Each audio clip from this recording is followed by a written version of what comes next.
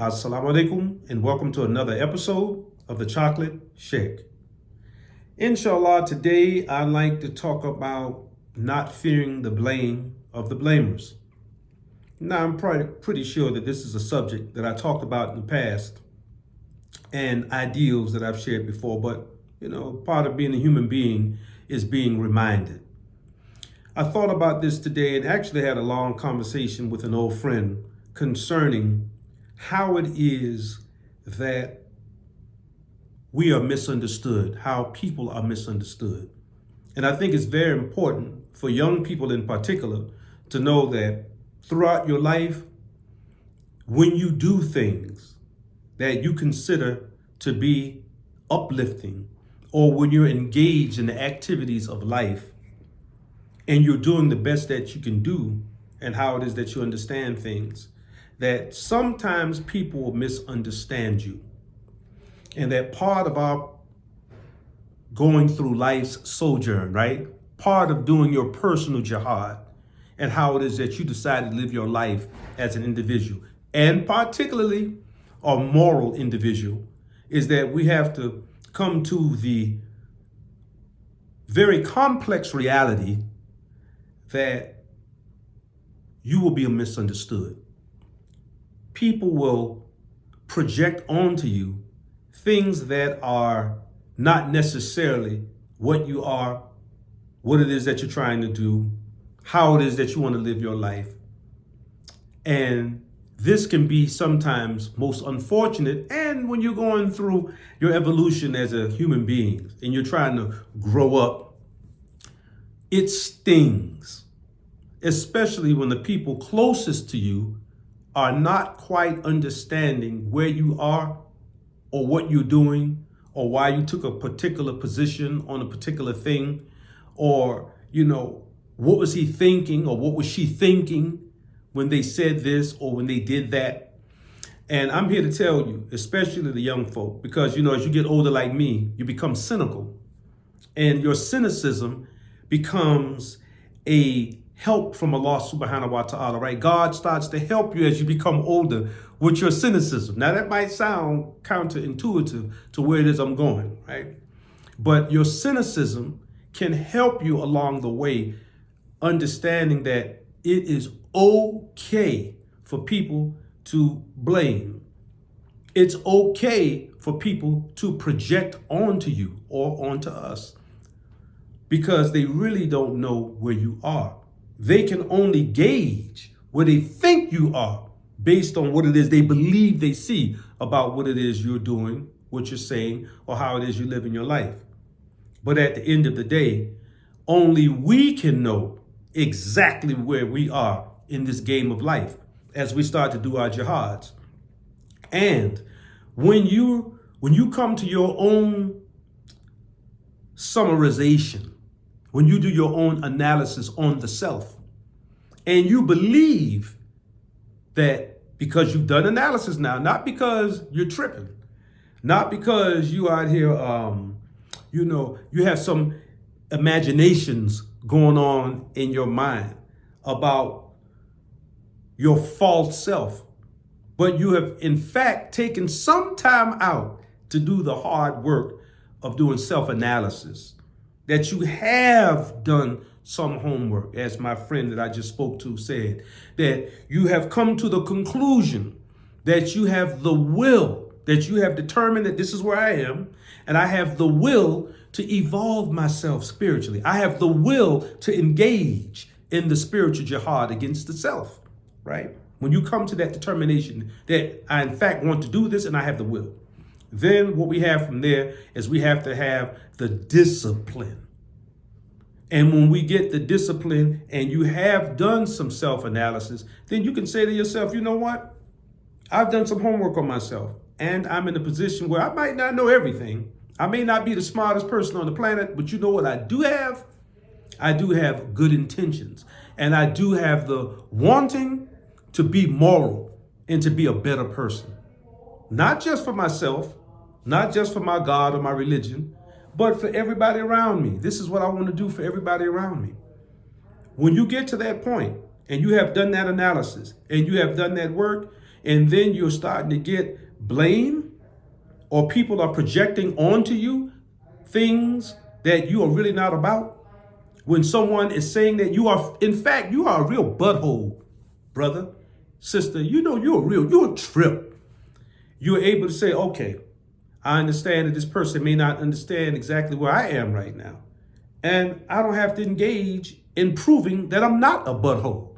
I don't have to prove to this person that, I owe you an explanation about where I am in my spiritual journey. I don't owe you an explanation.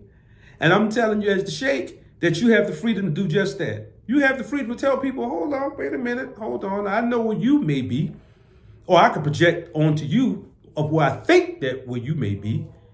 And I understand that you may think that I'm a butthole because you think you know where I am. But in fact, where I am right now may be a mystery, not only to myself to some degree, because it's a small mystery to the self, but it's a great big mystery to people who are not where you are, they have not paid attention to you in your own spiritual struggles, right? Your own jihad. So they can't possibly put their finger on top of where exactly you are.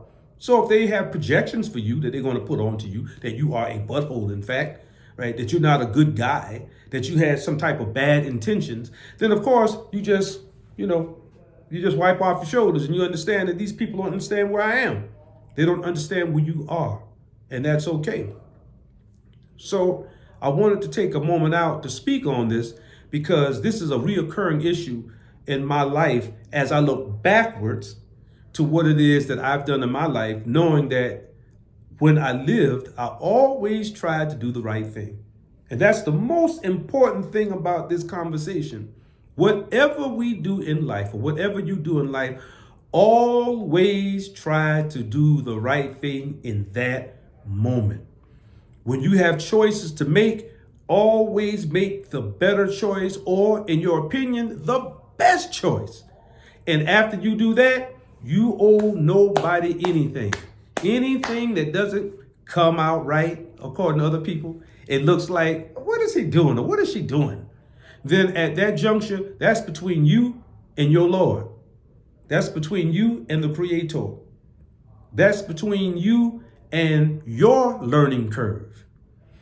And if it is, you did all your work, you tried to make the best decision, you tried to make the best choice, and then you find out later on that, hey, I was a little ignorant about some things, or there were some things that I could have learned. I could have handled that a better way. Then you chalk that up to learning curve, you chalk that up to, okay, that's what it was at that time. Now, if I had bad intent, and we know when we have bad intent, right? Like there's something called self-delusion, but for the majority of us, it's not about self-delusion. We know what we're doing when we do it. You know when you're doing something ugly, you say something ugly, or you're about to approach something ugly. The vast majority of us know when we get ready to do something that's ugly, that's something that's unnatural, something that doesn't fit not only with, cultural norms and that type of thing, but things that are truly ugly, things that would truly go against morality, right? Things that when you did it, it was wrong. It was not good. Right? Then that's when you do tawbah, as we say in Islam. That's when you ask God for forgiveness. And I'll even go a step further. Ask for tawbah for your own ignorance, things that you did out of ignorance. So there are things that you did that are ugly that you knew when you did them, they were wrong. You ask for tawbah. Ask for forgiveness. Repent.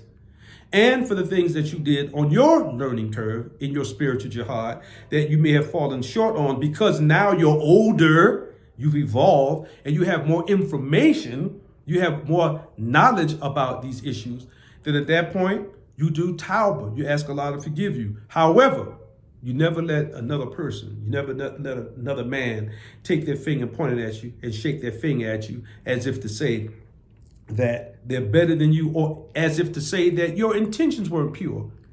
Just because you made a mistake doesn't mean that your intentions weren't pure. Okay? So this is the Sheikh's message for us today. It's something that I just dealt with a friend. And sometimes people just don't understand where you're coming from. And they project onto you whatever they must or how they see things because they themselves are where they are in their own spiritual jihads. So we don't have the expectation that everybody's going to understand us.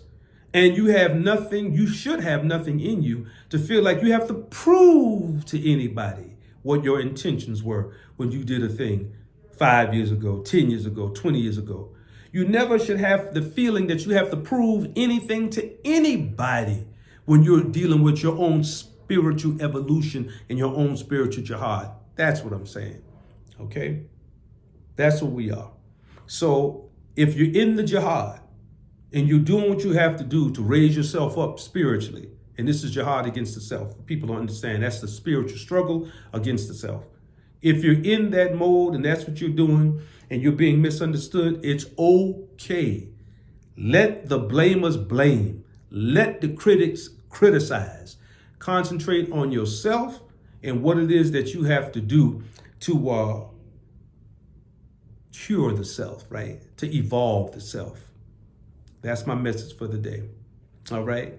So if you see any value in what it was that I said, please like this video. And if you have not already, please subscribe to my channel. Y'all take care out there. Peace.